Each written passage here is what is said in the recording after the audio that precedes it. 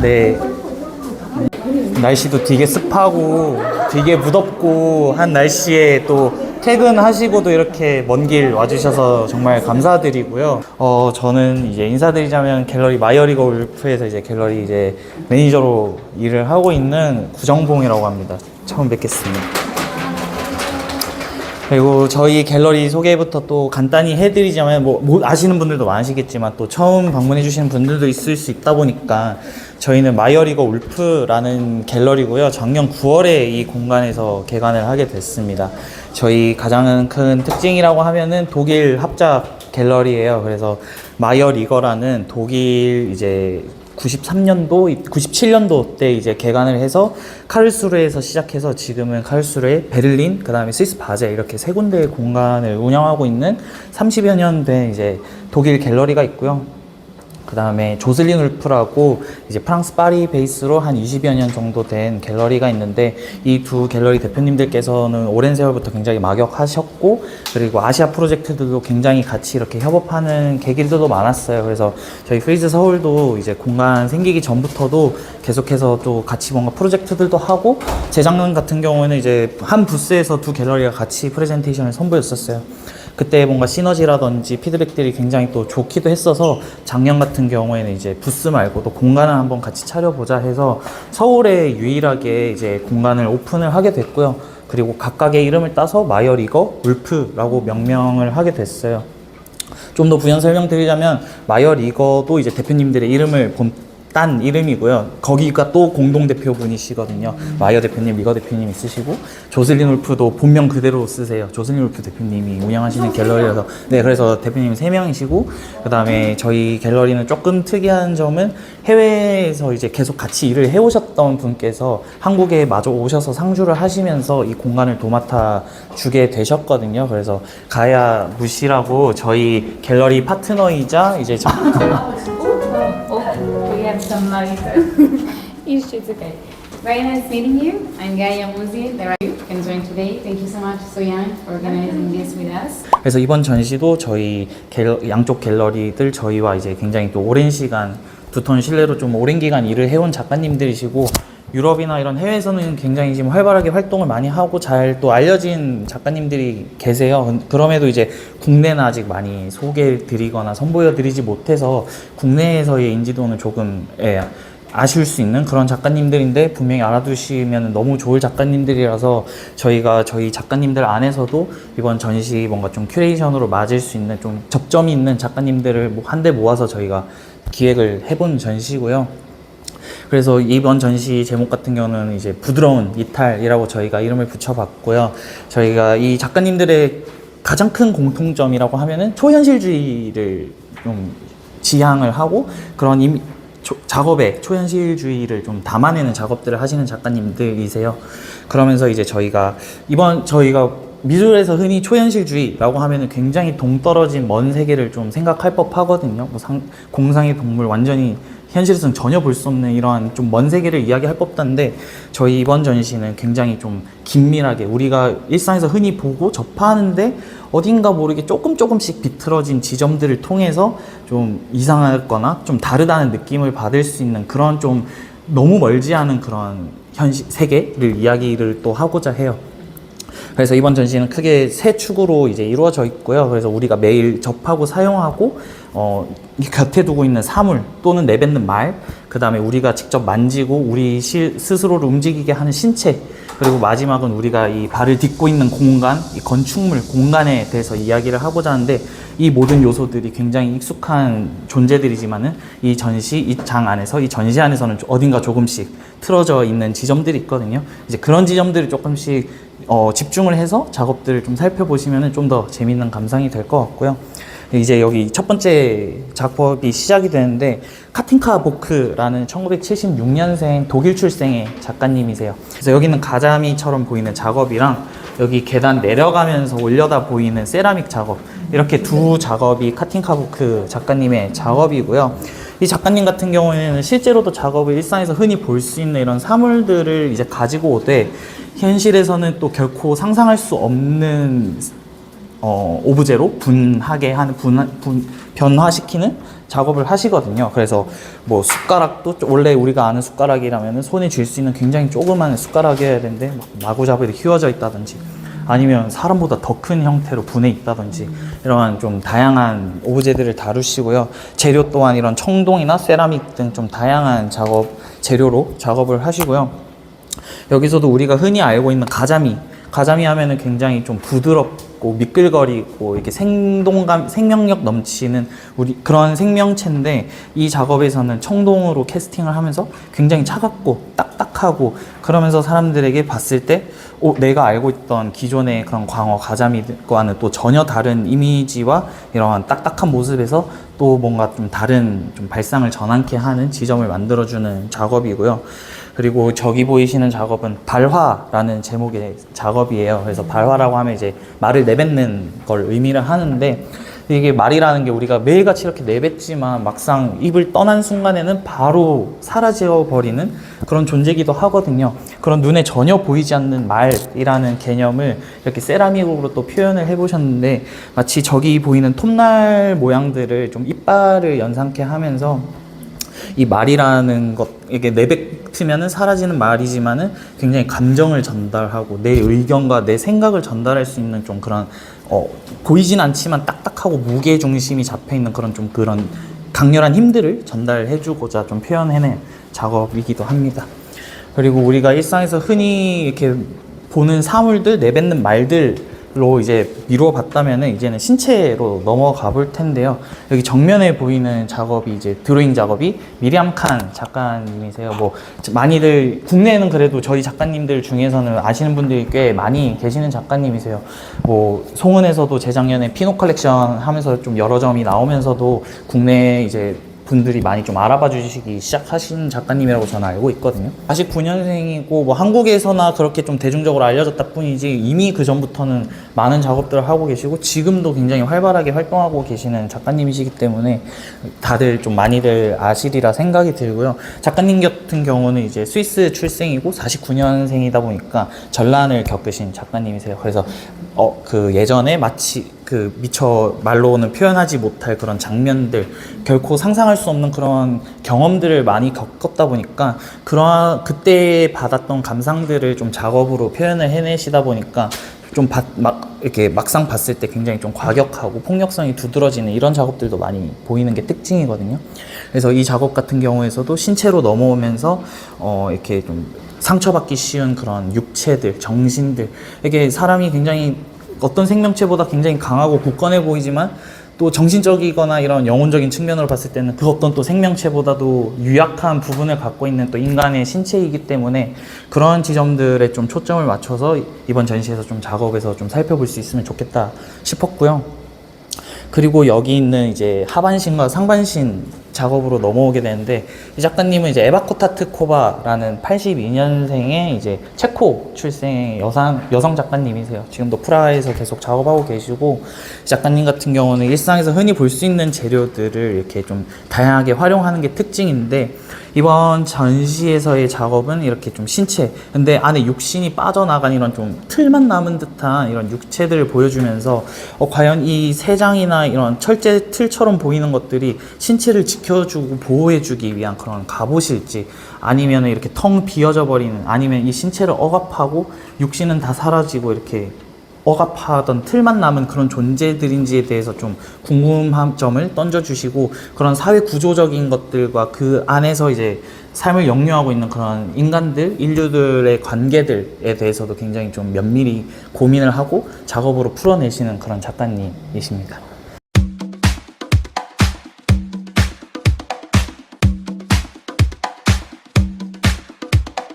이제 이 공간에서는 여기 보이는 이제 패브릭 파트랑 여기 바로 뒤에 벽면에 또 보이는 드로잉까지가 위에서 봤던 이제 에바 코타트코바 작가님의 같은 작업이시고요. 이런 식으로 일상에서 흔히 볼 수 있는 이런 패브릭이나 드로잉, 철 이런 다양한 재료들을 또 사용하는 게 특징이고요. 작가님 같은 경우에는 이제 다양한 괴물들이 작업색에 등장을 하곤 하거든요.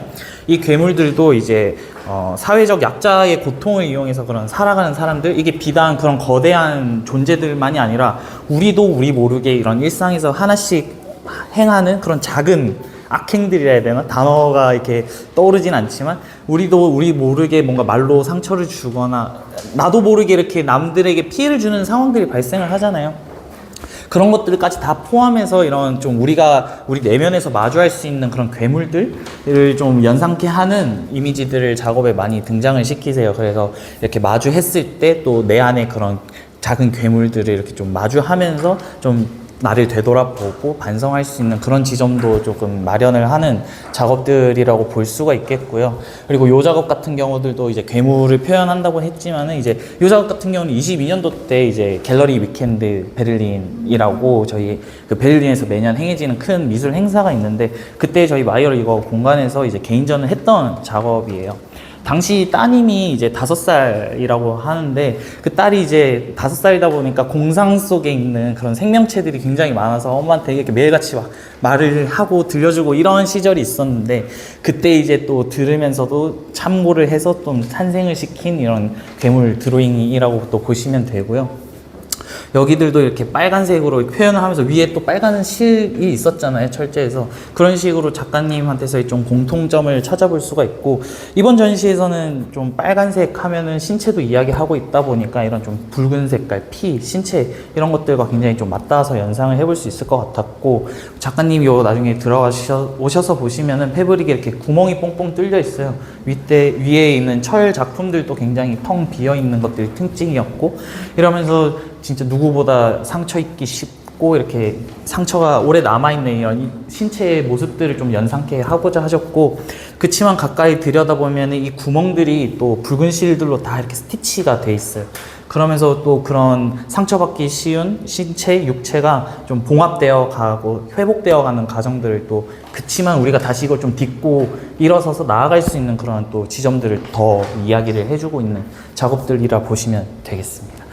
가장 어리시거든요. 82년생임에도. 네, 마이어리거랑 계속해서 일을 수년간 해오고 있었고, 작가님 같은 경우는 베니스 비엔날레 이전에도 2회 정도 나갔었고, 24년에는 이제 국가관 대표로 나온 거의 한 3번은 나가신 이력이 있을 정도로 어리지만은 경력은 또 마냥 그러진 않은 유럽에서는 굉장히 각광받고 있는 저희 작가님 분 중 한 분이시라고 보시면 되겠습니다. 다 누군가 싶어 하시는데 이 작가님은 먼저 이 작가가 산티아고 파울레예요? 이런 식으로 먼저 좀 되물어 주시는 경우들도 좀 제가 많이 겪었어서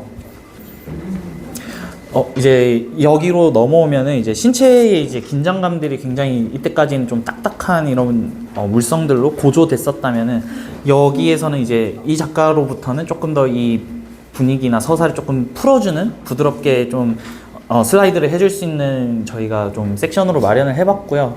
그러다 보니까 이제 산티아고 데 파울리라는 작가고요. 1978년생이고요. 그다음에 아르헨티나 출생의 작가고 지금은 뉴욕에서 거주하면서 작업을 하고 있습니다. 그래서 여기서부터 이게 쭉 출발되는 작업인데 보시다시피 다른 이번 전시들 작업들과는 좀 다르게 펠트지 위에 작업을 한 작업들인 걸로 확인을 해보실 수가 있어요. 그치만 이제 좀 장면들은 일상에서 또 결코 볼 수 없는 그런 작업들을 하는 게 특징이고요. 그 다음에 비단 이번 전시만을 위해서 이렇게 펠트지를 하기보다는 작가님이 지지체를 굉장히 다양하게 활용하시는 게 특징인 작가님이세요. 저도 일하면서는 직접적으로는 아직 본 적이 존재는 있는 건 알지만 직접적으로 이제 일반 나무 이제 프레임에 이렇게 왁구라고 하죠, 소위 왁구짠 작업들을 본 적이 아직 없을 정도로 작가님 작업이 좀 지지체가 일반적이지 않은 지지체들로 굉장히 다양하게 활용하세요. 그래서 뭐 여기 앞에 보이는 벨트지며 뭐 나무며 바닥에 조그마한 작업이 하나 놓여져 있거든요. 저 저렇게 놔야 된대요. 저 박스까지도 같이 왔어요. 빈 박스까지도. 작가님이 그냥 빈 박스 위에 카드보드 박스에 그리기도 하고 아니면은 뭐 바게트 같은 거를 올려놓으면서 그 바게트까지 올려놓은 바게트까지가 또 완성이 굉장히 유머러스하고 익살스러운 작업들을 많이 하세요.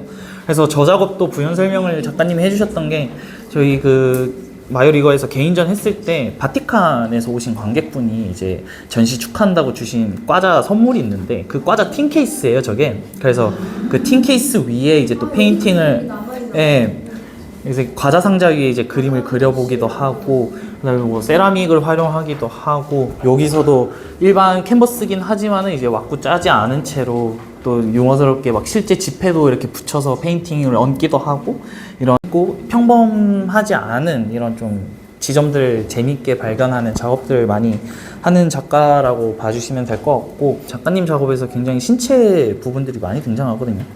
그래서 이런 뭐 다리, 뾰족구들을 신고 있는 다리라든지 뭐 베개를 베고 있는 머리인데 또 이게 형상은 머리 같지 않은 듯이 이렇게 신체 같지만 신체 같지 않은 지점들도 많이 등장을 하고, 또 다른 특징이라고 하면은 좀 스스로 빛을 내는 자연물들에 대한 관심이 많으세요. 그래서 이러한 떠오르는 지평선 위로 태양들, 지는 태양인지 떠오르는 태양인지 모를 태양들이 막 여러 개씩 등장하기도 하고, 뭐 여기서도 빛을 내기도 하고, 이런 식으로 빛을 내는 작업들, 별, 달, 다른 작업들에서도 많이 찾아보실 수 있거든요. 그러한 작업들이 특징인 작가님입니다. 근데 사람들이 그걸 알게 되고 나서도 그렇게 막 불쾌하거나 오히려 좀 재미있어하고 좀 귀엽게 봐주셨다 해야 되나요? 그렇지, 이 작가님은 그러한 좀 안 좋은 피드백은 그 도상으로 인해서 그런 좀 피드백은 못 받아봤어서, 근데 실제로 나중에 보시면 무슨 말씀이신지가 이해가 되실 거예요. 네. 신체, 우리가 매일 하는 말, 그 다음에 물건, 그 다음에 뭐 육신 이렇게 넘어왔다면은 마지막은 이제 우리가 이 발을 딛고 있는 이 땅, 그리고 안에 있는 매일같이 속해 있는 건물을 이제 이야기하고자 하거든요. 이제 이자 멜스하이머라는 작가님이시고요. 이제 너무 어려워요. 저도 어려운데 계속 부르다 보면은 괜찮으니까 계속 불러주세요. 이자 멜스하이머라는 작가님이고요. 이자 멜스하이머. 네, 멜스하이머. 이게 진짜 발음으로 하면 또 안 그렇겠지만, 이제 한국어 표기는 이제 그렇게 하는 걸로 PKM부터 그렇게 쓴 걸 저희가 확인해서 기존에 있던 거를 그래도 따라가는 게 좀 혼동이 덜 올 것 같아서, 그래서 작가님은 또 많이 여전히 좀 뭐랄까 생소하실 수는 있겠지만은, 그래도 저도 저희 작가님들 중에서는 한국에 그래도 아카이브가 꽤 있는 작가님 중 한 분이셨어요. 이렇게 계속 찾아가다 보니까 PKM에서 이제 한국 최초로 13년도 때 개인전을 하셨던 이력이 있더라고요.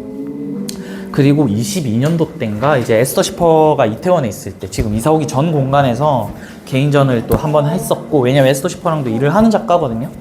그리고 이제 저희랑도 이제 일을 하고 있는 작가고, 그래서 뭐 대표님 말로는 우리랑 훨씬 더 막 오래 한 30년 가까이 일을 했대요. 왜냐면 68년생이시고 하다 보니까. 네. 독일 작가입니다. 누구 제자인지 알아?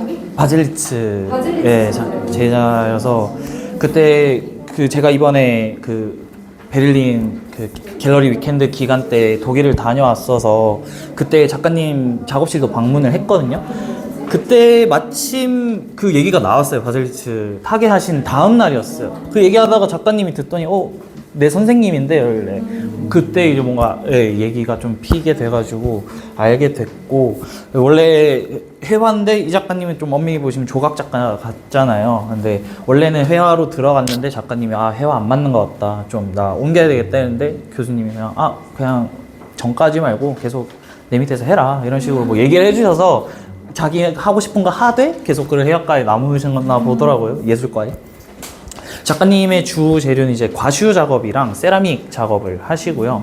그 다음에 건축에 대한 그런 관심과 조예가 굉장히 깊으세요. 그래서 작업실 갔을 때도 이런 저명한 건축가들이 지은 건축물 그런 스크랩 해놓은 사진들, 이런 것들이 굉장히 인상적이었고, 또 다른 특징은 이제 세라믹을 하다 보니까 공간 안에서 직접 소성을 하세요. 그래서 커다란 전기 가마 이런 것들 놓여져 있는 것도 굉장히 인상적이었고, 이건 뭐 여담이긴 한데 작업실에 이제 세라믹을 많이 만지시니까 부엌이나 이런 데 가면은 집기들을 그냥 본인이 다 그냥 하다가 트라이 해보다가 그냥 뭐 작업으로 쓰지는 못하겠고 그냥 두자 뭐 이런 식으로 하면서 본인이 만든 그런 집기들, 뭐 화병들 이런 게 많은 게 굉장히 좀 인상적이었던 걸 좀 얘기 드리고 싶었고, 그래서 이런 건축물들에 대한 관심이 굉장히 많아서 이런 과슈 작업도 보시면 그렇고 굉장히 어떤 건축인지.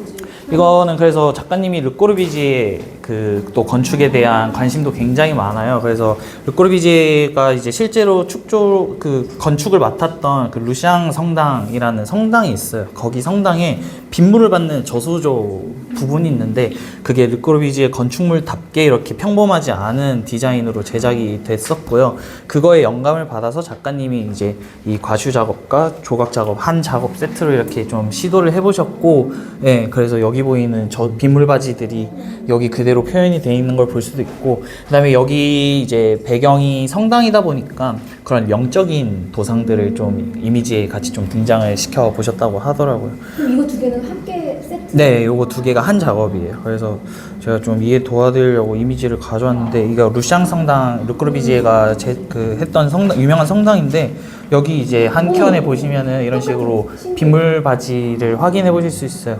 그래서 이 작업을 그대로 좀 본인의 방식대로 스타일을 표현하고자 했고, 그래서 이게 아무래도 빗물 바지니까 실제 그 용도를 좀 더 보여줄 수 있는 안에 그런 빗물, 왜 물 색감이라든지 찰랑거리는 그런 물의 또 질감을 이렇게 또 도자로 표현을 해주신 게 특징이고요.